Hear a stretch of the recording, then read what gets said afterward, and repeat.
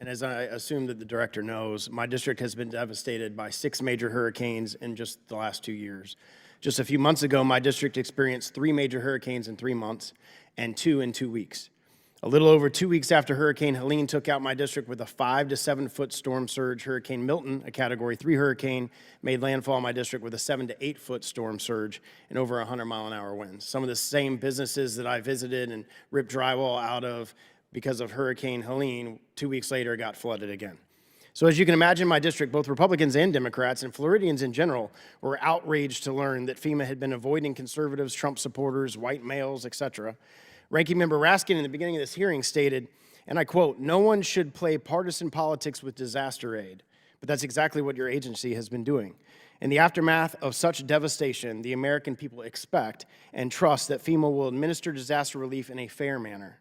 Unfortunately, we recently learned that a FEMA supervisor in Florida named Marnie Washington directed subordinates to skip homes displaying support for President Trump.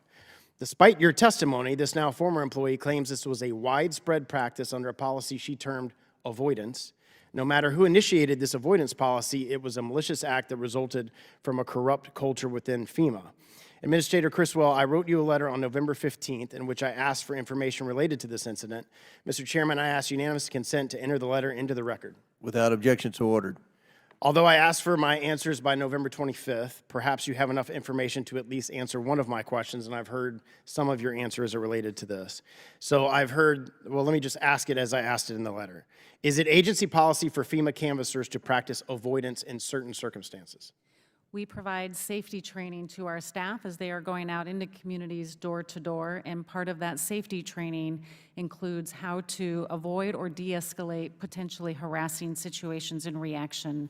None of that is directed at being proactive to avoid certain situations that they may perceive without an actual threat. But it's subjective, right? It's subjective on the person canvassing. So if that person is a Democrat, which you're in a Democratic administration, you're a Democratic appointee, you're probably hiring mostly Democrats over Republicans, you have a Democratic administration. If it's a Democrat who already believes that a Trump supporter, that a Caucasian person is not what they would not feel comfortable talking to that person, because it's subjective in nature, they would skip that house to avoid that. They could do that. No, that would be an unfair Well, characterization. that's not what other people have been saying that has been reported. When did this policy go into place? Did you start this policy? We provide, this policy has been in place since we've had these teams going into the field as they encounter people all the time, and it is designed to be reactive. When was this specific avoidance policy put in place? I would have to get back to you, sir. Okay.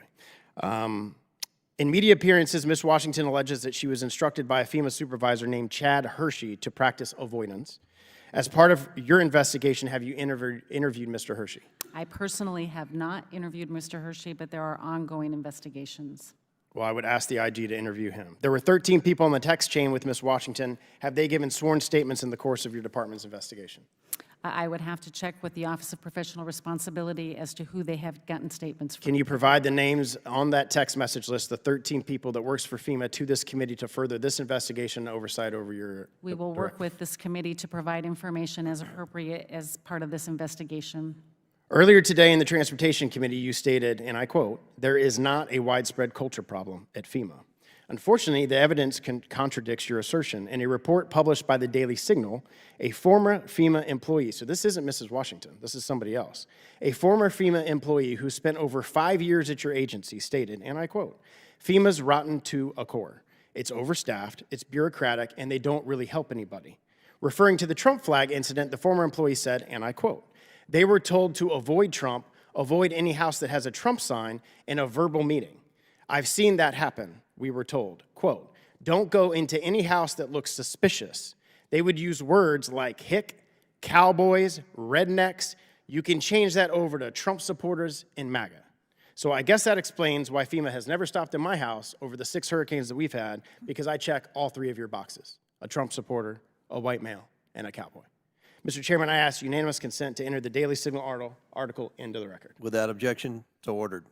After the initial story broke, we sent an email to my district requesting any of my constituents who felt like they had been politically discriminated by FEMA.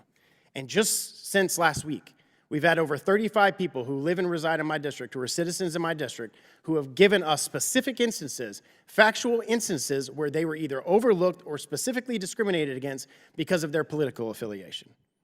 This is the exact type of weaponization of the federal government that put Trump back in the White House. Starting with the DOJ, the FBI, the intelligence agencies, the weaponization of the Justice Department against President Trump, and now it's been weaponizing against the American people in the form of disaster aid, and it's atrocious.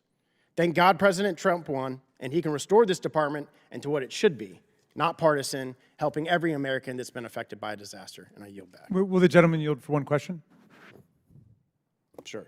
You were kind enough to quote me at the beginning of your remarks, Mr. Stubbe, saying that partisanship should not enter into the distribution of disaster aid. And I think we found unanimous agreement on that point with respect to this discrete episode that took place in Florida. But several members on our side have cited the president-elect when he was president before withholding aid and altering the distribution of aid, or attempting to California, to other Puerto Rico, other places, on precisely the basis of partisanship. And no one on your side spoke up about that, but since you endorsed the general principle, I wonder if you would agree that if such a thing were to take place by a president, perhaps you disagree with the reporting on it, but if it were to take place, that would be equally or even more wrong than one person doing it on a particular city block. I don't care who the administration is or what agency it is. If they're discriminating against political party beliefs and not getting federal government aid for that, that is wrong, which is why Ashley Moody, our Attorney General of the state of Florida, is suing FEMA exactly for that reason.